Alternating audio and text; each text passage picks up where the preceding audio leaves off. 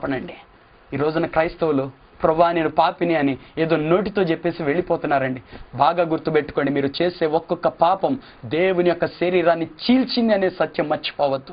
యేసుక్రీస్తు ప్రభు సిలువని మీ కళ్ళ ముందు ఎప్పుడూ పెట్టుకోండి. మనల్ని రక్షించింది ఆయన యొక్క సిలువ బలియాగం మాత్రమే. సాతాను గడు ఖచ్చితంగా చేస్తున్న కార్యం ఏంటి అంటే దేవుని నుంచి నిన్ను దూరం చేస్తున్నాడు, సమాధికి దగ్గరగా తీసుకుని వెళ్తున్నాడు, లోకానికి దగ్గరగా తీసుకుని వెళ్తున్నాడు. ఇప్పుడు నీ ముందు ఒక ప్రశ్న వేస్తున్నాను, నువ్వు లోకానికి దగ్గరగా ఉన్నావా, దేవునికి దగ్గరగా ఉన్నావా? దేవునికి దగ్గరగా ఉన్న వ్యక్తివైతే ఎక్కువగా ప్రార్థన చేస్తావు, ఎక్కువగా వాక్యం చదువుతావు. నువ్వు ప్రార్థన చేయని వ్యక్తివైతే, వాక్యం చదవటానికి ఆసక్తి లేని వ్యక్తివైతే ఖచ్చితంగా నీలో జీవం తగ్గిపోతుంది అన్నది వాస్తవం. ప్రవక్త అయిన ఎజికియా ఫ్రాన్సిస్ గారు ఒక మాట చెప్పారు, ప్రార్థనయే జీవం.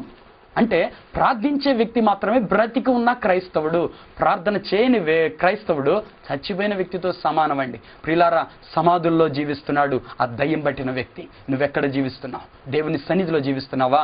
లోకంలో చచ్చిపోయిన వ్యక్తుల మధ్య సమాధిలోనే జీవిస్తున్నావు. రెండవదిగా చూస్తే ఈ వ్యక్తి ఎక్కడ జీవిస్తున్నాడు అంటే తిరుగుబాటు చేసే వ్యక్తిగా ప్రేరేపిస్తున్నాడండి. ఇక్కడ దయ్యం పట్టిన వ్యక్తిని అనేక మంది అనేక సార్లు కట్టివేయాలనుకున్నారు, సంఖ్యల చేత కట్టివేయాలనుకున్నారు. కానీ ఎవరు ఆ వ్యక్తిని కట్టివేయలేకపోయారంట ప్రియులారా. ఇత్తడి సంఖ్యలతో కట్టివేసిన, ఇనుప సంఖ్యలతో కట్టివేసిన, కాళ్ళు చేతులు కట్టివేసిన అన్నిటిని తేల్చుకొని వెళ్ళిపోయేవాడంటండి. ప్రియులారా, ఇటువంటి వ్యక్తులు దేనికి గుర్తుగా ఉన్నారు అంటే వీరు ఎవరు చెప్పినా వినరు అనమాట. తల్లిదండ్రి గద్దించినా వినరు, ఏం చెప్పినా వినరు. వాళ్ళంతా వాళ్ళు నేర్చుకునే వ్యక్తులుగాను ఉంటారు. చేయొద్దురా బాబు అని ఏదైనా చెప్తే నేను చేస్తాను అని చేస్తారండి. అది ఎంత కీడైనదైనా, నష్టమైనదైనా, ఎంత ప్రమాదకరమైనది కూడా వాళ్ళు చేస్తూనే ఉంటున్నారు ప్రియులారా. ఇటువంటి వారు ఎవరు అంటే ఖచ్చితంగా సాతాను చేత ప్రభావితం చేయబడుతున్న వారే. వారిని సాతాను బయట నుంచి ప్రభావితం చేస్తున్నాడు అన్నది వాస్తవం. వీరిని ఎవరు సాధుపరచలేకపోయారంట అండి. ఇటువంటి వ్యక్తిని ఎవ్వరూ సాధు చేయలేకపోయారంట. ఎందుకంటే ఆ వ్యక్తి తన చేతిలో లేడు, తన జీవితాన్ని వేరెవరి చేతికో అప్పచెప్పాడు. ఆ వ్యక్తి స్వతహాగా అయితే చాలా మంచివాడు. ప్రియులారా, దేవుడు ప్రతి వ్యక్తిని చేసినప్పుడు మంచివాళ్ళుగా చేశాడండి. ప్రేమ కలిగిన వ్యక్తులుగా చేశాడు, దీనులుగా చేశాడు, సాత్వికమైన వ్యక్తులుగా చేశాడు. అయితే ఎప్పుడైతే ఈ వ్యక్తి సాతాను చేత ప్రభావం చేయబడుతున్నాడో ఆ దేవుని గుణాలకు వ్యతిరేకమైన వ్యక్తిగా మారిపోతున్నాడు. ప్రేమకు బదులుగా కక్షను పెంచుకుంటున్నాడు, అసూయను పెంచుకుంటున్నాడు.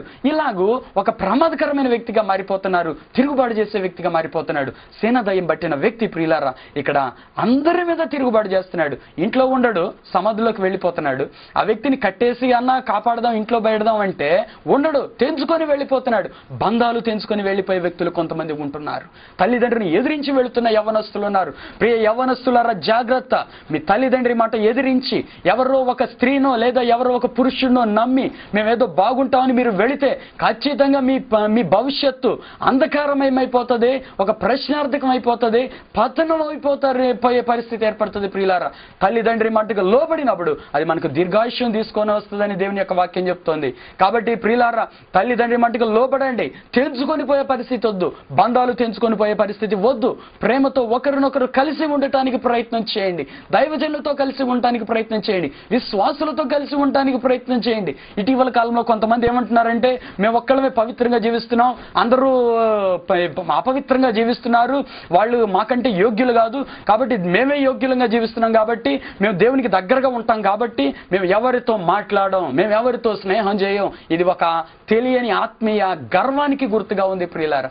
దేవుడు యేసు ప్రభువే కూడా తను అందరితో సహవాసం చేసిన వ్యక్తిగా మనం చూస్తాం. కాబట్టి ప్రియులారా, ఎవరిని మనం ద్వేషించకూడదు, వారి క్రియలు మనం ద్వేషించవచ్చు కానీ ఏ వ్యక్తిని ద్వేషించకూడదు. ప్రియులారా, ఇక్కడ నేను మీకు ఒక విషయం చెప్తాను. దేవుడు పాపిని ప్రేమించాడు, పాపాన్ని ద్వేషించాడు. పాపిని ఎన్నడూ దేవుడు ద్వేషించలేదండి. పాపిని ద్వేషించింది సాతానుగాడు. కాబట్టి ఎవరైనా ఒక వ్యక్తిని, తోటి వ్యక్తిని ద్వేషిస్తున్నావు అంటే నేను ద్వేషించేది సాతాను యొక్క మనస్తత్వం అని నువ్వు గుర్తించుకోవాలి.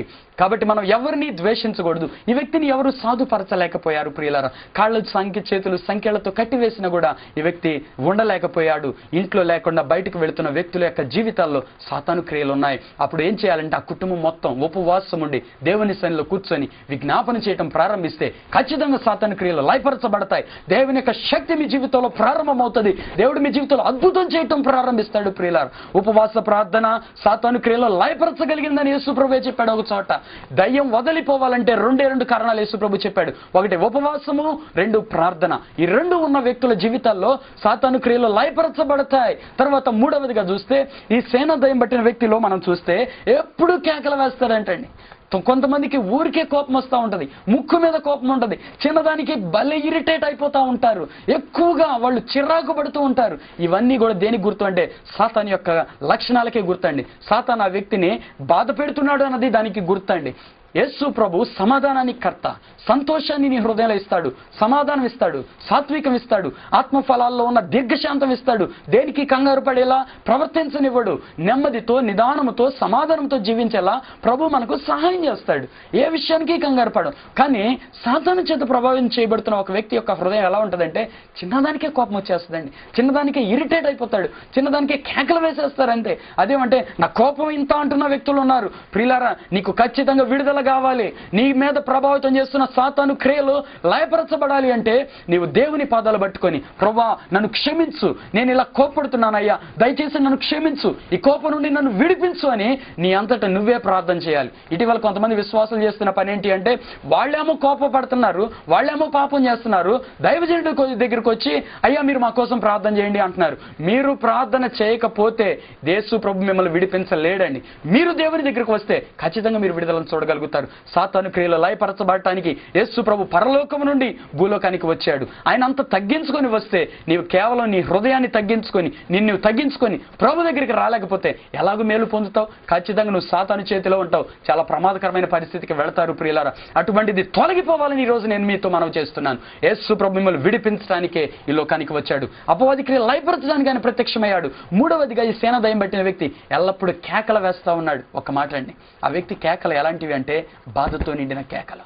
ఎందుకు కేకలు వేస్తున్నాడో తనకు తెలియదు, కానీ అరుస్తున్నాడు, బాధపడుతున్నాడు, వేదన పడుతున్నాడు. ఆ బాధ ఎందుకో తెలియదు. ఈ రోజుల్లో కూడా చాలా మంది మనస్సులో నెమ్మది లేక నలిగిపోతున్న వారు అనేక మంది ఉంటున్నారు ప్రియులారా. ఇంటి నిండా ధనం ఉంటుంది, ఇంటి నిండా కావాల్సినంతమంది పనివారు ఉంటున్నారు, ఏది కావాలంటే అది చేయగలరు, ఏది కావాలంటే అది తినగలరు. హృదయంలో సమాధానం లేదు.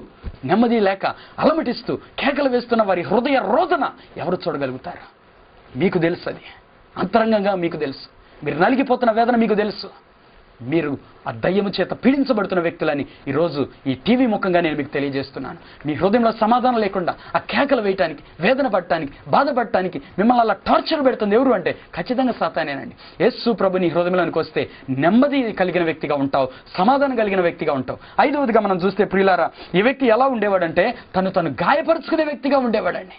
తను గాయం చేసుకుంటూ ఉండేవాడు. ఎల్లప్పుడూ కొండలలో కేకలు వేస్తూ, రాత్రి మగళ్ళు కేకలు వేస్తూ, రాళ్లతో తన శరీరాన్ని గాయం చేసుకునేవాడు అంటండి. నిజంగా ప్రియులారా, ఎంత భయంకరమైన విషయం ఇది గమనించండి. ఏ వ్యక్తి కూడా, స్పృహలో ఉన్న వ్యక్తి కూడా చూస్తూ తన చేతి గాయం చేసుకోడు. ఇటీవల కొంతమంది వ్యక్తులను చూస్తుంటే వారి కోపం వచ్చినప్పుడు వాళ్ళు తాము గాయం చేసుకుంటున్న వారు ఉన్నారు. ఇంక నేను బ్రతకను, నేను చచ్చిపోతానని ఆత్మహత్య చేసుకుంటున్న వ్యక్తులుగా కూడా ఉంటున్నారు. వీళ్ళెవరు అంటే ఖచ్చితంగా ఆ టైంలో సాతాను చేత ప్రభావితం చేయబడుతున్న వారే. అటువంటి వారికి విడుదల కావాలి. యేసు ప్రభు మాత్రమే విడుదల ఇవ్వగలిగిన దేవుడిగా నేను మీకు తెలియజేస్తున్నాను ప్రియులారా. నీవు సాతాను చేత పీడించబడుతుంటే, సాతాను క్రియలు లయపరచబడటానికి ప్రత్యక్షమైన యేసయ్య నీ జీవితంలో అద్భుతం చేయడానికి ఇష్టపడుతూ ఉన్నాడు. ఇంకొకటి ఈ విషయం మనం చూస్తే, బాధ కలిగించే మాటలు పదే గుర్తు తెచ్చుకొని బాధపడుతున్న వ్యక్తులు కొంతమంది ఉంటున్నారండి. ఎవరో ఎప్పుడో వేసిన నిందలో, ఎప్పుడో జరిగిన అవమానమో, ఏదో జరిగిందో గుర్తు తెచ్చుకొని పదే హృదయంలో కుమిలిపోతున్న వ్యక్తులు కూడా కొంతమంది బాధపడుతున్నారు. ప్రియులారా, జరిగిపోయిన సంగతి మాటికి నీకు గుర్తు తెచ్చేది ఎవరు అంటే సాతాను గడే. నీలో మానసికంగా వాడు నీ మనస్సుని గాయం చేస్తున్నాడు. ఇవి అంతరంగ గాయాలండి. ఈ అంతరంగ గాయాలు స్వస్థపరచగలిగింది ఒక్క యేసు ప్రభువేనండి. ఆయన పొందిన గాయముల చేత కలిగే స్వస్థ శక్తి నీ అంతరంగ గాయాలు కూడా మాన్పగలదు. నీ శారీరక గాయాలు మాన్పగలదు, నీ అంతరంగ గాయాలు కూడా మాన్పగలదు. హృదయానికైన గాయం మాన్పాలంటే అది యేసు ప్రభు యొక్క ప్రేమ కలిగిన ఆదరణ మాత్రమే మాన్పగలదు. ప్రియులారా, సాతాను చేత నువ్వు పీడించబడుతున్నప్పుడు ఖచ్చితంగా నువ్వు చేయాల్సిన పని ఏమిటి అంటే వెంటనే నువ్వు ప్రభు దగ్గరికి వెళ్ళిపోవాలి. వెంటనే నువ్వు ప్రార్థన చేయడానికి తీర్మానం చేసుకోవాలి. చేసుకోవాలి. వెంటనే ప్రభు పాదాలు పట్టుకొని విడుదల పొందేంత వరకు నేను లేవను ప్రభు అని నువ్వు అక్కడ ప్రార్థన చేయాలి. దేవుని పాదాలు పట్టుకున్నప్పుడు పట్టుదలతో విజ్ఞాపన చేసే వ్యక్తిగా నువ్వు ఉండాలి. దేవుని సన్నిధిలో కన్నీరు ఖర్చు మొరపెట్టే వ్యక్తిగా ఉండాలి. ప్రియులారా, చిన్న బిడ్డల్ని చూడండి, వారు అనుకున్నది జరగకపోతే ఏడుస్తారు, గగ్గోలు పెడతారు, పట్టుదల కలిగిన వారుగా ఉంటారు. నీలో కూడా పట్టుదల ఉంది. నువ్వు ఖచ్చితంగా ప్రభు పాదాలు పట్టుకో, కన్నీరు ఖర్చు ప్రార్థన చేయి. ప్రభు ఖచ్చితంగా నిన్ను విడిపిస్తాడు. నిన్ను విడిపిస్తాను అని చెప్పిన ప్రభు నిన్ను విడిపించడానికి నీ దగ్గరకు వస్తున్నాడు. ఇప్పుడు ఈ వాక్యం ద్వారా ఇప్పుడు నీకు ఇస్తున్న ఒక వాగ్దానం ఏంటి అంటే, నీ జీవితంలో ఈ రోజు మొదలుకొని అపవాది క్రియలు లయపరచబడతాయి. వాటిని లయపరచడానికే యేసు ప్రభు ఇప్పుడు నీ దగ్గరికి వస్తున్నాడు. ఇది ఒక గొప్ప వాగ్దానం. బైబిల్లో వ్రాయబడిన ప్రతి వాగ్దానం నీ కొరకు, నా కొరకు, మనందరి కొరకు వ్రాయబడిన వాగ్దానం. అది ఖచ్చితంగా మనం నెరవేర్పును కనులరా చూడగలుగుతాం. అపవాది క్రియలు లయపరచబడాలి, నీ జీవితంలో లయపరచబడాలి. ఇది దేవుని యొక్క చిత్తం. నీవు ఏ రీతిగాను బాధపడిపోవటం, నలిగిపోవటం దేవునికి ఇష్టం లేదని ఒక్క మాట చెప్తాను. అసలు సాతాను గాడు ఎవరు, వాడి పరిస్థితి ఏమిటి ఒక్కసారి నువ్వు జ్ఞాపకం చేసుకుంటే పొరపాటును కూడా వాడు చెప్పేది కానీ వాడి చేసే స్నేహం కానీ నువ్వు లక్ష్య పెట్టవు. ప్రియులారా, సాతాను గాడు ఎవరు అంటే వాడు పడిపోయిన దేవదూత, దేవుని సన్నిధిలో నుండి త్రోసివేయబడిన వాడు, ఓడిపోయిన వాడు. వాడు ఎలాగ మెరుపు వలె పడ్డాడంట ఆకాశం నుండి వచ్చి. మెరుపును చూడండి, ఒకసారి అలా తడుక్కుని మెరుస్తుంది, కానీ అంతే క్షణంలో అది అలాగూ మాయమైపోతుంది. సాతాను గాడు కూడా అంతే, ఇప్పుడు కనబడుతున్నాడు, క్షణంలో మాయమైపోతాడు. అనేక మంది జీవితాల్లో కూడా ఇదే జరుగుతుందండి. వాడు ఏ మాత్రం కూడా నిలవలేని వ్యక్తి అండి. యేసు ప్రభు వెలుగు శాశ్వతమైంది. ఆయన మనలో నివసించే దేవుడు. వెలుగును కోరుకోండి. మెరుపు వలె పడిపోయి వెలుగుదూతగా ఉన్న సాతాను విడిచిపెట్టండి. లోక సంబంధమైన ప్రతి భ్రమను విడిచిపెట్టండి. ప్రియులారా, దేవుని ఎక్కువ కోరుకోండి. దేవునితో ఎక్కువ సహవాసం చేయడానికి ఇష్టపడండి. ఎక్కువగా ప్రార్థన చేయడానికి తీర్మానం చేసుకోండి. ఎక్కువగా వాక్యం చదవటానికి తీర్మానం చేసుకోండి. ఇంకొక మాట చెప్తాను, ఆఖరిలో సాతానికి ప్రభు ఒక అంతాన్ని నియమించాడు. అదేంటో తెలుసా? రాబోతున్న యేసు ప్రభు రెండవ రాకడలో సాతాన్ను పట్టుకొని తీసుకుని వెళ్ళి అగ్నిగుండంలో వేయబోతున్నాడు. నరకములో, అగ్నిగుండములో వాడు యుగ యుగాలు కాలవలసిందే. వాడిని బంధించబోతున్నాడు ప్రభు. వాడు మరలా అక్కడి నుంచి అన్నడు బయటకు రాడు. వాడు ఓడిపోయిన వ్యక్తి, వాడు ఓడిపోయాడు అంతే. నీ జీవితంలో కూడా ఓడిపోయాడు. ఎప్పుడు ఓడిపోయాడో తెలుసా?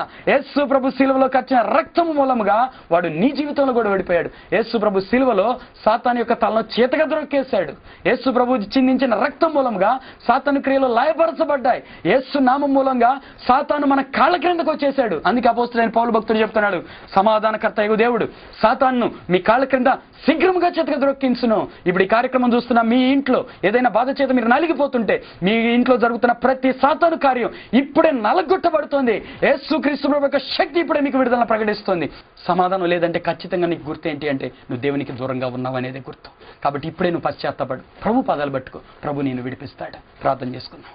పరిశుద్ధమైన మా తండ్రి, ప్రేమ కలిగిన మా ప్రభువా, నీకు వందనాలు, స్తోత్రాలు ఆయన.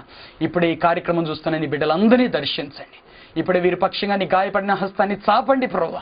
అద్భుతం చేయమని ప్రార్థిస్తున్నా నా తండ్రి. అయా సాతాను చేత పీడించబడుతున్న వ్యక్తులు ఎవరైనా ఉంటే ఇప్పుడే యేసు నామములో విడుదల కలుగును గాక. చేతబడి శక్తులైన, చిల్లంగితనమైన, మాంత్రిక విద్యలైన యేసు నామములో లయపరచబడును గాక. యేసు రక్తాన్ని జలిస్తున్నాను ఆయన.